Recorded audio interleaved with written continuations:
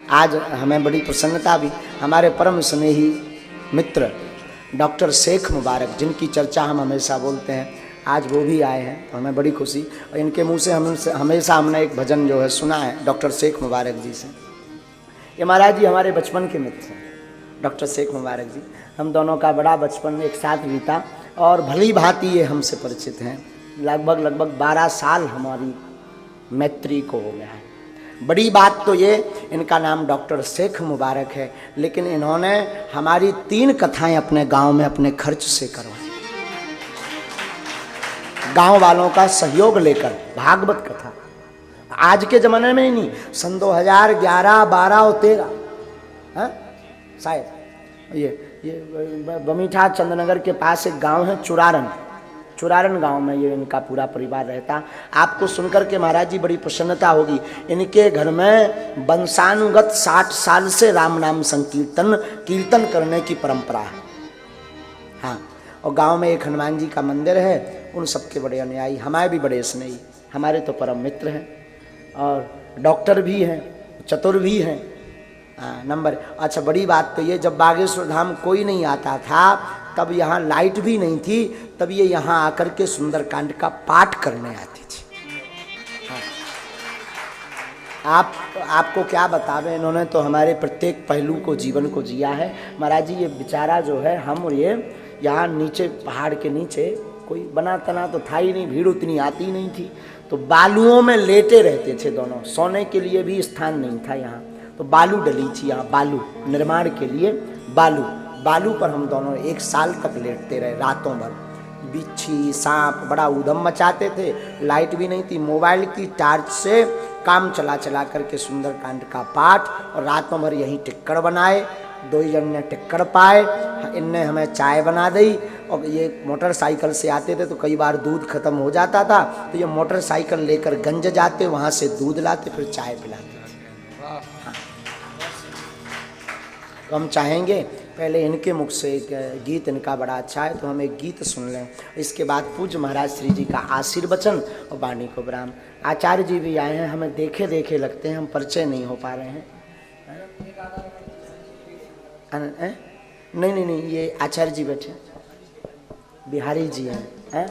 अच्छा, हमें ऐसा लगा कि हमने शायद कहीं देखा हो और खबर नहीं। अच्छा, हो सकता प्रभु के साथ हम खबर नहीं कहाँ है, लेकिन आचार्य जी भी पधारे, वो ब्राह्मण देवता भी पधारे, सब पधारे भगवान है। हाँ, और हाँ ये तो बताना भूल ही गए, सच कह रहे हैं साहब।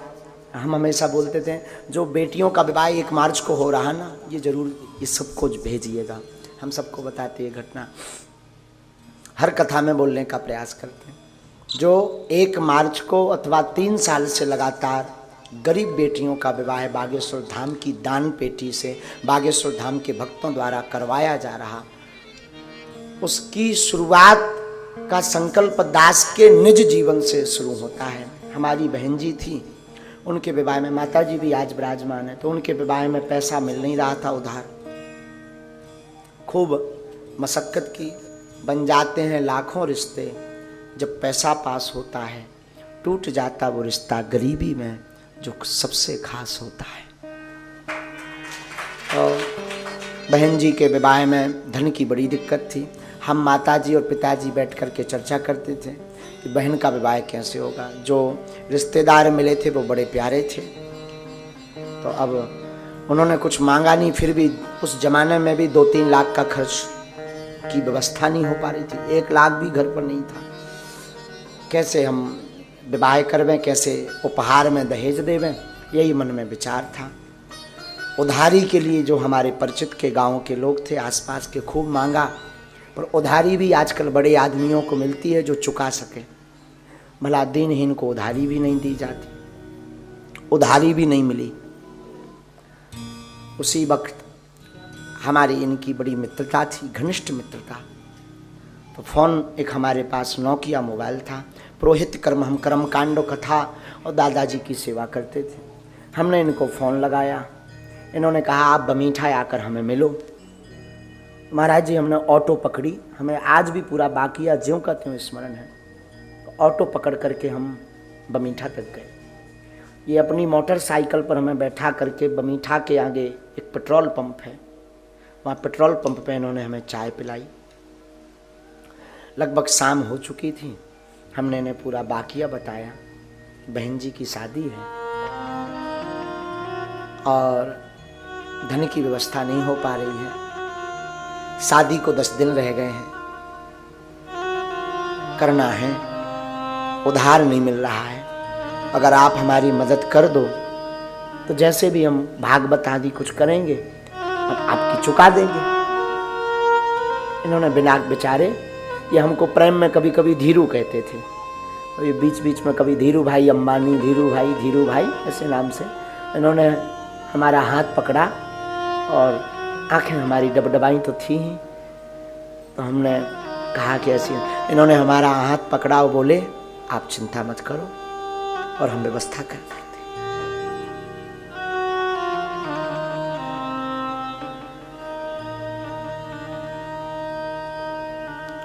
और महाराज जी बिना विचार किए इन्होंने हमें जो है दूसरे दिन 20,000 रुपए ला करके दिए।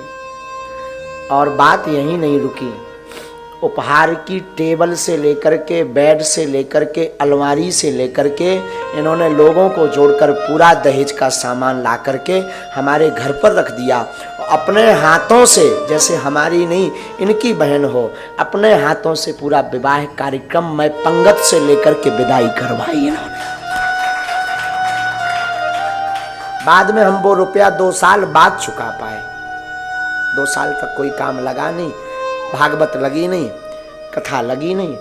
2 साल बाद जब हमें गुजरात में एक कार्यक्रम लगा तो उस कार्यक्रम से हमें दक्षिणा मिली, तो हमने रेलवे स्टेशन से बाद में घर आए, हमने इनको बमीठा बुलाया फ़ोन लगा के और इनके हमने रुपया चुकाए। लेकिन बात यह है कि इन्होंने उस वक्त, उस ज़माने में जब मुझे कोई नहीं पूछता था, कोई जानता नहीं था, आज तो खूब मिल जाए, पर कीमत 20,000 की नहीं है, कीमत समय की है। जिस समय में उन्होंने दिया, आज के शायद वो 20 करोड़ से ज़्यादा हो सकते हैं।